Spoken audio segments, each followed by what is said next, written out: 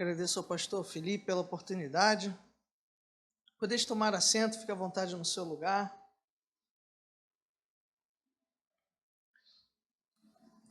Quero compartilhar com os irmãos uma palavra que se encontra na segunda carta de Paulo a Timóteo. Ali o capítulo 2. Minha família não pôde estar presente. De manhã estivemos lá em Nova Iguaçu, na Igreja da Cerâmica. Ela teve uma tia que fez aniversário lá na quinta e fui com a criançada e criança pequenininha, se não descansar, se não tirar um cochilo, iam estar subindo na bateria. O louvor acabou, mas eles estariam gritando até agora. Então, são muito pequenininhos, tem a mais velha de 3, o outro de 2, e o 03 tem 7 meses já. Então, o meu pequeno pelotão, e já tem gente sonhando de eu ter o quarto. Eu falei, eu vou ter que comprar uma Kombi, porque uma Kombi com ar-condicionado, diga-se de passagem, né, para ter espaço, mas louvado seja o Senhor. 2 Timóteo, capítulo 2. Deixa eu abrir aqui o meu esboço, senão eu vou me perder. A partir do primeiro verso. Usam que versão aqui, pastor Felipe? NA, eu vou ler na NVI. Não, a palavra do Senhor é a mesma, é apenas a questão de linguagem. 2 Timóteo, capítulo 2, a partir do primeiro verso. Portanto, você, meu filho, fortifique-se na graça que há em Cristo Jesus, e as palavras que me ouviu dizer na presença de muitas testemunhas, confias a homens fiéis que sejam também capazes de ensinar outros. Suporte comigo os meus sofrimentos como bom soldado de Cristo Jesus. Nenhum soldado se deixa envolver pelos negócios da vida civil, já que deseja agradar aquele que o alistou. Semelhantemente, nenhum atleta é coroado como vencedor, se não competir de acordo com as regras. O lavrador que trabalhar arduamente deve ser o primeiro a participar dos frutos da colheita. Reflita no que estou dizendo, pois o Senhor lhe dará entendimento em tudo. Lembre-se de Jesus Cristo, ressuscitado dos mortos, descendente de Davi, conforme o meu evangelho, pelo qual sofro e até estou preso como criminoso. Contudo, a palavra de Deus não está presa. Por isso, tudo suporto por causa dos eleitos, para que também eles alcancem a salvação que está em Cristo Jesus com glória eterna. Esta palavra é digna de confiança. Se morremos com ele também viveremos. Se perseveramos, com ele também reinaremos. Se o negamos, ele também nos negará. Se somos infiéis, ele permanece fiel, pois não pode negar-se a si mesmo. Só até aqui, oremos novamente. Amado Deus e Pai, abençoe essa palavra, que não é minha, é tua, Senhor. Queremos ouvir a tua voz. Tira, Senhor, toda dor de cabeça, toda distração. Senhor, apesar dos meus pecados, das minhas limitações, me usa, Senhor, na exposição da tua palavra. Se conosco, Espírito Santo, tens liberdade em nosso meio. Obrigado por tudo, em nome de Jesus. Amém. Of the King, the Power, the Best, the Man. Se você riu, então é porque você sabe o que aconteceu. Um profeta, um pastor mirim, pregador mirim, Miguel Oliveira, de 15 anos, viralizou nas redes sociais, só dava isso. Até preparatórios para concurso começaram a fazer meme, piada com a situação desse jovem, que você olha com o seu terno engomado, o seu dente radiante de tanto branqueamento, relógio da Rolex, e pregando igual Macedo, Malafaia, e esse rapaz, ele foi chamado, né? Ele viralizou porque não só por essa forma com que ele se apresenta, mas levaram ele para podcasts, para entrevistas, só que ele é muito novo, ainda não tem estudo, experiência, e ele começou a se contradizer em entrevistas, em faltar argumento, enfim. A coisa ficou tão grande, com piadas, né? E ainda se trata de um adolescente com 15 anos, que chamou a atenção, até o Conselho Tutelar de Carapicuíba, de São Paulo, precisou intervir para salvaguardar, querendo ou não, esse adolescente, de forma que agora ele só pode pregar nas igrejas, teve que voltar à sala de aula, né? Então, assim, o Conselho Tutelar se movimentou para tentar conter essa exposição excessiva do jovem, dado a tantas piadas, gente que nunca pisou numa igreja rindo, brincando com essa situação. E com isso eu quero fazer um gancho para algo no meio nosso, da igreja brasileira, que isso despertou, que esse jovem despertou.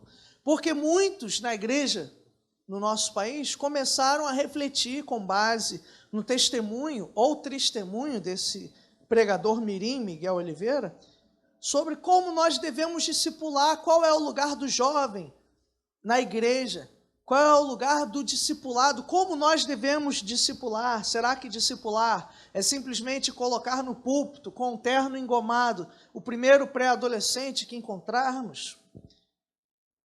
Isso dividiu opiniões, enquanto uns são a favor, não, ele tem que, se fosse funk, estava tudo bem, como ele está pregando, estão contra. Por outro lado, eu vi um outro extremo, tão exagerado quanto, e aqui eu cito até o Hernandes Dias Lopes, alguém conhece esse homem, Hernandes Dias Lopes, a maioria, que numa entrevista ele fala, não, com 17 anos, você põe no seminário, faz isso, aquilo, outro, para lá na frente pregar. E aí eu fiquei pensando, rapaz, com quantos anos ele vai, então, estar apto, né, como um discípulo de Cristo, para testemunhar? Então, seja um extremo pentecostal muito novo, colocando no púlpito, como um extremo reformado, em que parece que só presta quando for velho, né, quando tiver mais velho, mas não na sua juventude. E aí a gente se pergunta, como a igreja pode fazer discípulos? Sejam jovens ou até mais velhos, mas o que tem chamado a atenção é justamente no caso dos jovens. E nada melhor do que a palavra de Deus, em que mostra, se você fechou a sua Bíblia, acompanhe comigo, um pastor treinando um outro pastor, um pastor discipulando um jovem, o jovem Timóteo. Né? E aqui eu quero dar um pequeno panorama. Um jovem, talvez em apuros, pois o seu mestre estava à beira da morte, uma carta da prisão. Paulo está escrevendo de uma cela mofada, fria, escura, ali, enviando carta, talvez as suas últimas palavras a Timóteo, que por ser jovem ainda tinha dificuldade em se posicionar, em assumir a liderança. Liderar não é fácil. Parece que quando a gente assume a liderança de algum ministério, Deus sempre coloca aquele irmão com a personalidade forte, parece que só para nos colocar nos eixos, que a gente pensa, meu Deus, e agora? E Timóteo, a primeira carta de Paulo a Timóteo fala disso. A igreja estava uma bagunça e Paulo começa a orientar Timóteo. Ninguém te despreze pelo fato de ser jovem, dê bom testemunho. O diácono tem que ser assim, o pastor tem que ser assado, a mulher tem que ser dessa forma. Então, Paulo, ele balizou, ele acompanhou Timóteo, o discipulado de Timóteo. E é interessante porque na nossa cultura, a gente entende, tem a tendência a achar que discipulado é somente aqui, 10 da manhã, na escola bíblica dominical, ou então, para pessoa ser discipulada, ela tem que entrar no seminário. E eu lembro até hoje que um pastor Abraão Soares, eu com 14 anos, né, magro, hoje nem tanto, né, mas naquela época magro que só, pequeno, e eu sentado no gabinete do pastor, e ele com a voz de Cid Moreira, perguntou, meu jovem, você já foi discipulado? Aí eu, não, né? Aí ele, então, eu quero te discipular. Ele pegou um livro, Manual do Discipulado, um livro gigante, e aquilo entrou na minha cabeça. Eu fiquei achando, rapaz, para o cara ser discipulado, ele tem que fazer essas lições, 1001 lições com o pastor, um calhamaço, parecia até aquele livro, só quem é velha guarda vai lembrar, páginas amarelas. Aí eu falei, rapaz, então o cara, para ser discipulado, tem que passar por isso. E aí, a gente tende a achar que discipulado é isso. Eu lembro, quando eu era da catedral, eu como professor de escola bíblica, né, infantil, tinham pais que traziam arrastados seus filhos, igual a polícia leva, não sou eu, e taca dentro da sala e tranca para não fugir. E há muitos que se contentam, se acomodam com isso. Não, eu estou trazendo meu filho para a igreja, a minha parte como pai, eu posso relaxar, botar o pé para o alto, eu já cumpri. Eu tinha uma tia que me cobrava, Yuri, leva o seu primo, pelo amor de Deus, para a igreja. E aí, uma vez, meu pai deu uma resposta que ela mordeu o beiço, porque ele falou, Glória, não adianta levar ele para a igreja, fica 2 horas, se você larga ele no videogame, 4 a 6 horas por dia. É uma competição desleal. O maior trabalho, meus irmãos, de discipulado, vem de casa. Vem de casa. Se você voltar comigo, se você fechou a sua Bíblia, olhe comigo. O que ele diz a partir do verso 4? Lembro-me das suas lágrimas e desejo muito vê-lo, Timóteo, para que a minha alegria seja completa. Recordo-me da sua fé não fingida, que primeiro habitou no seu pastor, no apóstolo, no diácono. Em quem? Sua avó Lloyd e sua mãe Eunice. Veja, o discipulado de Timóteo não começou no templo, não começou com o grande mestre Paulo, o teólogo, não, começou com a avó, com Eunice, sua mãe em casa. Provavelmente seu pai, grego, não era convertido. Começou com as mulheres ali, devagar, não tinha 3 palavrinhas na época, senão certamente iam ajudar. Mas lá na frente, esse discipulado, por mais simples que fosse, preparou Timóteo agora para ser discipulado por um grande homem de Deus como Paulo. Não subestime o poder de pequenos passos discipulando dentro da sua casa. Seu filho, a sua filha, né? Pegue uma foto de um missionário, fale, vamos orar por fulano, pegue uma foto do trabalho, olha, tem outras crianças lá no sertão. Nós temos uma responsabilidade, gerou fruto, um jovem pastor, e Paulo, ele assume esse discipulado quando ele cresce, quando ele está mais maduro, embora ainda jovem. E aqui nós vemos quais são as orientações que Paulo faz no discipulado com esse jovem.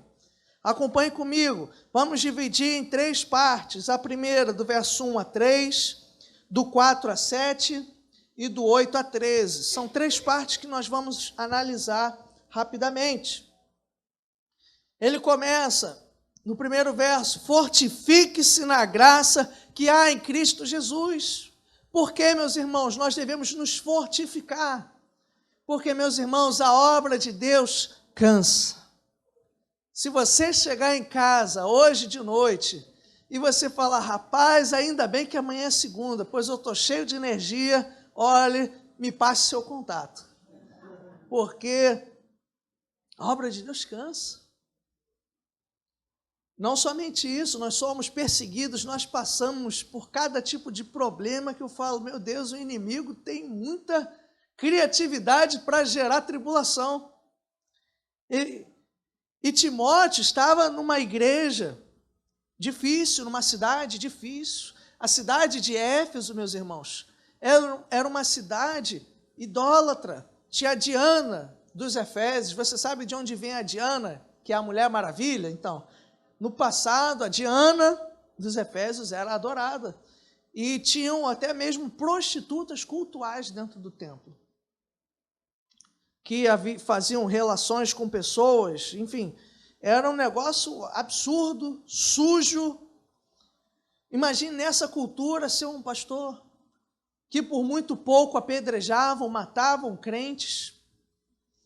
Em Atos dos Apóstolos diz que eles ficaram por mais de 2 horas gritando: grande é a Diana dos Efésios, porque Paulo chegou, pregou e começou a gerar um burburinho naquela cidade. Então veja, o poder daquela religião.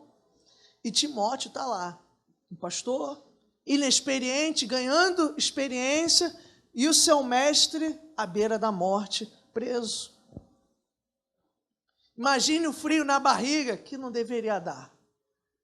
De paz, prenderam ele amanhã, né? É a Polícia Federal de Éfeso que vai bater na minha porta. O japonês da Federal vai me levar. Mas Paulo diz: fortifique-se em Cristo Jesus. Mas não somente isso, não somente se fortalecer, mas multiplicar. Ele diz: confie as palavras que ouviu de mim, a testemunhas, a homens capazes de ensinar outros. Não é só se alimentar para ficar forte. Tem gente que era interessante na época que eu servi, eu ainda sirvo hoje, mas lá no início, tinham meninos totalmente definidos, bombadões, mas que não conseguiam levantar um pneu. Veja, o nosso fortalecimento é para o serviço, é para a multiplicação. E nós devemos divulgar essa palavra. E não somente isso, é divulgar capacitando para que essas pessoas que ouviram de nós, elas também repassem a outros. Então, fortifique-se em Cristo Jesus, confie a palavras, multiplicadores. E acabou por aí? Aí vem um terceiro ponto que ninguém gosta, que é suporte, verso 3. Comigo os meus sofrimentos. Suporte os sofrimentos. E ninguém gosta de ouvir isso, porque ninguém gosta de sofrer. Ninguém gosta de chegar uma segunda-feira e, olha, meus parabéns, você foi demitido, teu carro bateu, seu seguro não cobre, sua esposa te deixou, seu filho vai viajar e a Light está lá cortando tua luz nessa hora. Ninguém gosta de ouvir uma notícia dessa.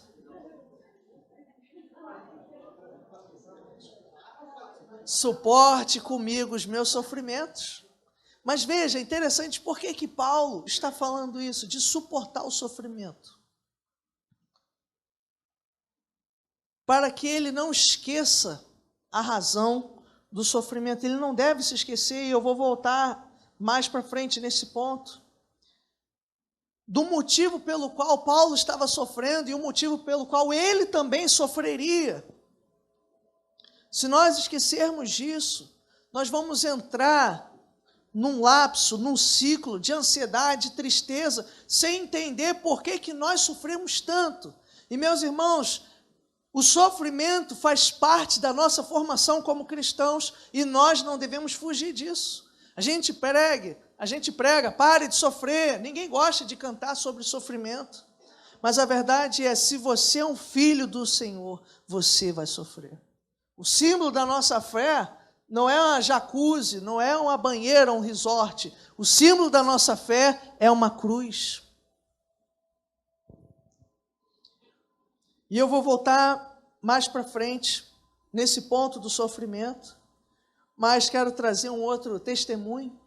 Quantos aqui já ouviram falar de Russell Shedd? Alguém aqui?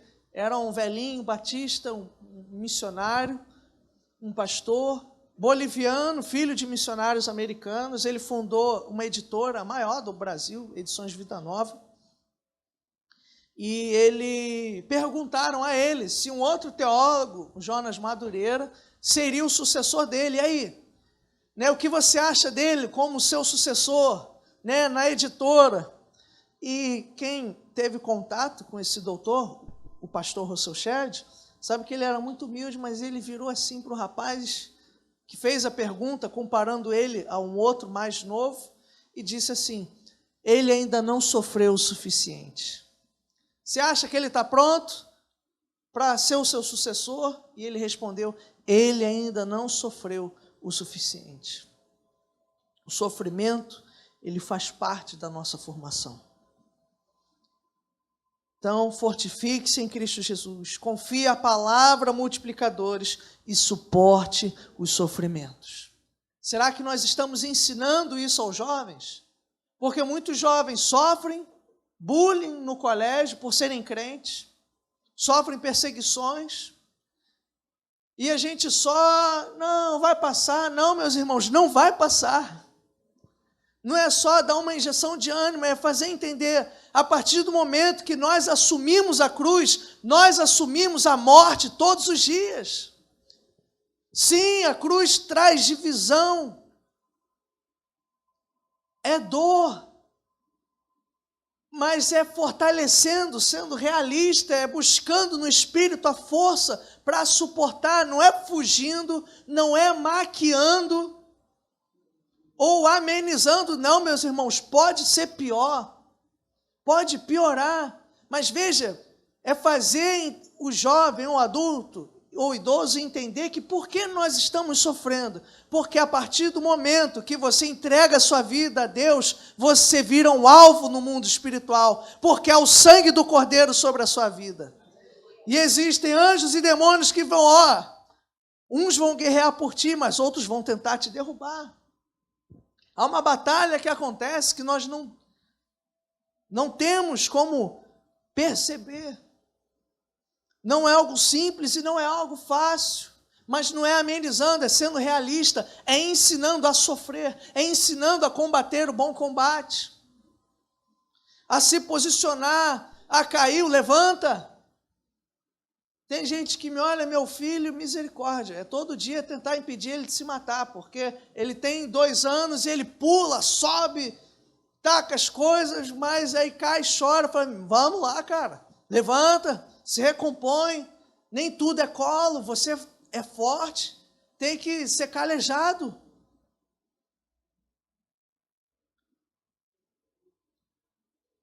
Suporte, Timóteo, aprenda a sofrer, entenda o papel do sofrimento na fé cristã. Que Deus nos dê libertação de certas dores, de certos sofrimentos, em nome de Jesus. Mas se Deus quiser que nós passemos por dentro do vendaval, tem que ser igual o Jack Sparrow. Quem lembra do Jack Sparrow?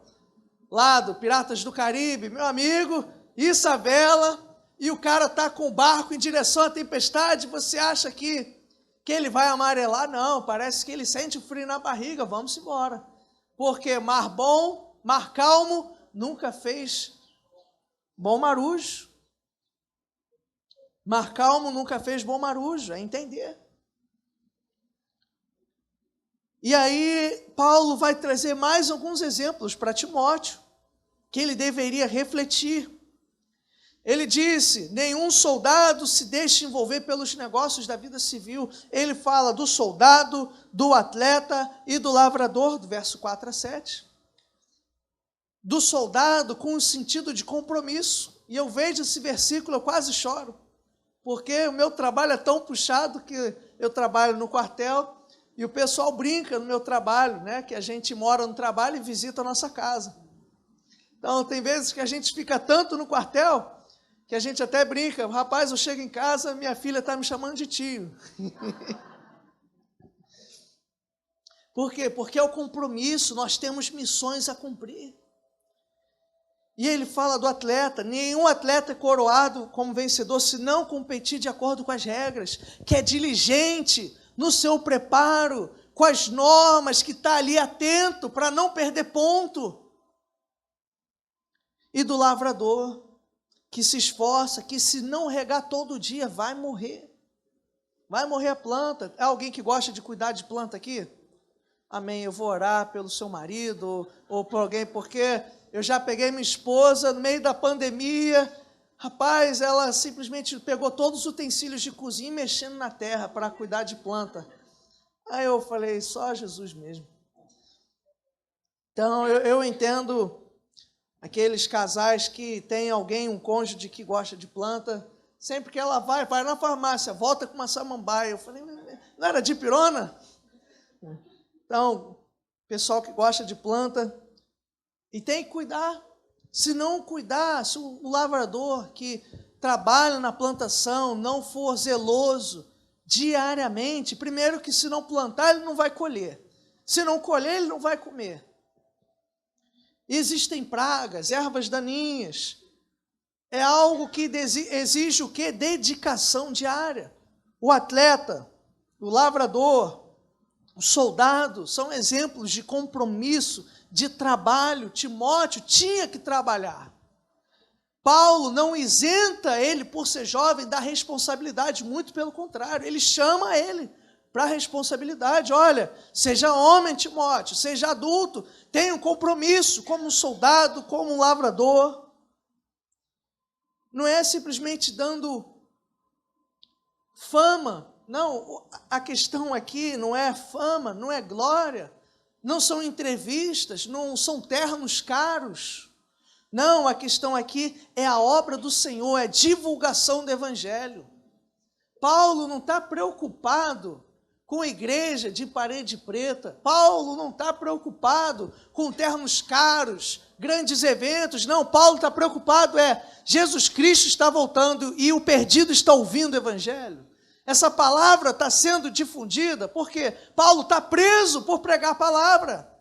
Paulo não quer que Timóteo se distraia da missão, suporte os sofrimentos. Por que Paulo estava sofrendo? Porque ele abriu a sua boca para pregar. Timóteo, sofra também, mas sofra por ter pregado a palavra. Sofra por essa mensagem, pague o preço do Evangelho. Às vezes a gente sofre porque apostou no Tigrinho, apostou no Vasco, né? Fez outras, vascaínos me perdoem, com má alimentação. A gente sofre porque a gente investe mal o nosso tempo, seja na nossa saúde, a gente não cuida da nossa saúde, não se alimenta direito, não faz exercício, gasta dinheiro com besteira. Deus sabe lá, quando está lá no carrinho da Shopee, lá, clicando, só a misericórdia. Da Shopee, da Shine. E aí fala, pastor, chegou o dia 15, eu já estou orando pelo dia 1º. Que o meu cartão, se pudesse falar. E a gente sofre por isso. Pelas nossas más decisões. A gente não sofre pela pregação do Evangelho. Quem dera se a maioria de nós sofresse por isso. A gente, pelo contrário, a gente quer fugir de sofrimento. Mas Pedro e os apóstolos foram açoitados em Jerusalém e eles não saíram, ali reclamando com dor na lombar. Eles saíram alegres por terem sido açoitados pelo nome de Jesus. Não é questão de glorificar o sofrimento, é entender, eu estou seguindo os passos do meu Deus. Eu estou sofrendo da maneira certa. Eu não estou sofrendo porque eu sou um descontrolado financeiro ou porque eu sou um glutão. Não, eu estou sofrendo porque eu estou pagando o preço do Evangelho. Eu estou pagando o preço não porque eu sou um pecador. Não, estou pagando um preço porque eu estou seguindo o meu mestre. E é o que Paulo chama. Paulo dá esses 3 exemplos para lembrar Timóteo do seu compromisso. Mas ele não termina aí. Ele fala de último exemplo. Lembre-se, verso 8, de quem? De Jesus Cristo, ressuscitado dos mortos, conforme o meu evangelho, pelo qual sofro e até estou preso como criminoso. Contudo, a palavra de Deus não está presa. Pregue a palavra, Timóteo. Eu estou preso, mas a palavra continua solta, sendo difundida. Por isso, tudo suporto por causa dos eleitos. O que ele está querendo dizer com isso? Vale a pena pagar o preço, vale a pena sofrer, morrer pelo Evangelho, porque através da nossa pregação, vidas estão sendo salvas. O nosso sofrimento, veja, a razão do teu sofrer é a salvação de outros. A gente não entra num ciclo de ansiedade e depressão se a gente entende a razão por trás do nosso sofrimento. O inimigo vai querer te atacar no seu casamento, no seu trabalho, na sua vizinhança. E perceba, você não precisa ganhar R$1 milhão para mudar de vida. Se você ganhar na raspadinha amanhã, você ainda vai continuar sofrendo. Você pode se mudar para uma cobertura, lá em Copacabana ou na Barra. O inimigo vai botar o pior dos vizinhos ali em cima ou embaixo da sua cobertura. Ali embaixo da sua cobertura. Por que isso? Não tem como fugir. Se você tem a marca da promessa, se você é um filho do Senhor, você terá dores. O inimigo vai nos perseguir. Nós, nesse mundo que Jesus disse, teremos aflições. Não é ser milionário que vai te isentar de ter problema. Não é mudar de emprego. E eu desejo o melhor emprego, os melhores concursos, mas não crie a fantasia de que ao chegar lá vai ser só paz, vai ser tranquilo. Não, meus irmãos, nós seremos perseguidos. Você tem um alvo nas costas, e esse alvo é a cruz, é a marca do sangue de Jesus. Isso deve nos desanimar? Não. Mas isso deve nos fazer entender o propósito pelo qual eu e você sofremos. Suporte sofrimentos, e tudo sofro por conta dos eleitos. Eu sofro porque prego, porque eu resisto para que pessoas sejam salvas, pessoas ouçam o Evangelho. E é o que Paulo está incentivando a Timóteo. Veja, Paulo não privou Timóteo de pregar a palavra.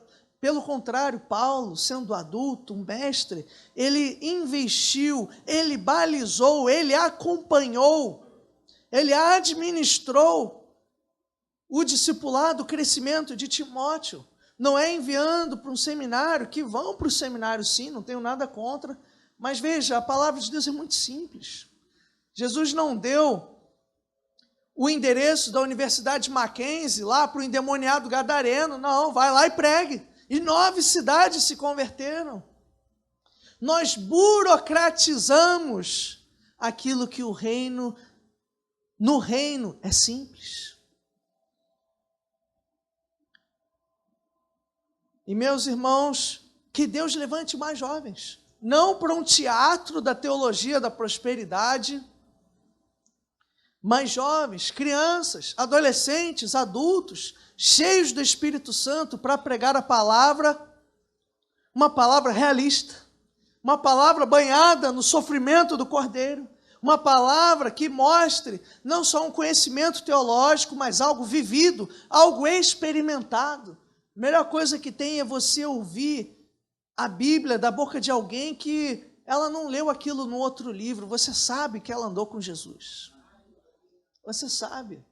A pior coisa é quando pessoas que andam conosco começam a conversar, começam a falar dos nossos defeitos. E tu é amigo de fulano? Sabia que ele faz isso? Não, eu sei pior, sabia que ele também faz isso? Geralmente mãe faz assim, né? Com conhecidos, enfim.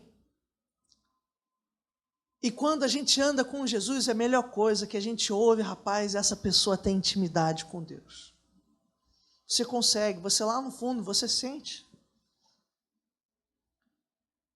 Não se esqueça, lembre-se de Jesus Cristo. Ele também sofreu, ele também pagou o preço, assim como eu paguei, e permaneça até o fim, porque através da tua perseverança em meio à dor, vidas serão salvas. Não desista, Timóteo, do ministério, não desista do discipulado, multiplique, avance, fortifique-se na graça que é em Cristo, porque a obra de Deus, meus irmãos, não é fácil. Não é fácil, é difícil, cansa. E ele termina com o hino, do verso 11 a 13. Esta palavra é digna de confiança. Se morremos com ele também viveremos. Se perseveramos, com ele também reinaremos. Se o negamos, ele também nos negará. Ele permanece fiel, pois não pode negar-se a si mesmo. Deus, ele é soberano. Ele fará a sua obra. Se estamos com ele, reinaremos com ele. Se morremos com ele, viveremos. O início e o fim da nossa vida é ele. não é terminar de pagar a casa própria, não é comprar uma SUV, não é viajar para a Disney, não, meus irmãos. O propósito da tua vida é a glória do Senhor. E é o que Paulo relembra a Timóteo: lembre-se do propósito da tua vida, lembre-se que o teu Deus sofreu, mas perseverou até o fim. Nós vamos seguir os passos de Jesus. E se Deus quiser, nós iremos vencer. Você pode não ter a vida mais fácil, mas é caminhando apesar da dor. E o Espírito vai dando graça, e o Espírito vai fortalecendo, e a missão será cumprida. E que a tua vida, através de tudo isso, o fruto é o que? É salvação. Pessoas estão vendo o seu testemunho. Pessoas serão salvas através da sua vida. Quando nós cumprimos a missão, quando nós entendemos o papel do sofrimento. A gente não pula do barco. Pode estar a tempestade, mas através daquela tempestade, Deus estará salvando vidas. Amém? O que isso tem a ver com família? Meus irmãos, tem tudo. Quantos talvez não estão aqui já orando pela família em casa? Maridos, filhos. Mas, meus irmãos, não é fugindo, não é parando de orar, não é desistindo, é perseverando. São pequenos passos. Paulo pegou já Timóteo no fim da fila, mas quem começou lá atrás a investir, a plantar, semear essas verdades do Evangelho foi sua mãe e sua avó. Que Deus possa nos fortalecer para sermos verdadeiros discipuladores. Amém? Então vamos orar, feche os seus olhos.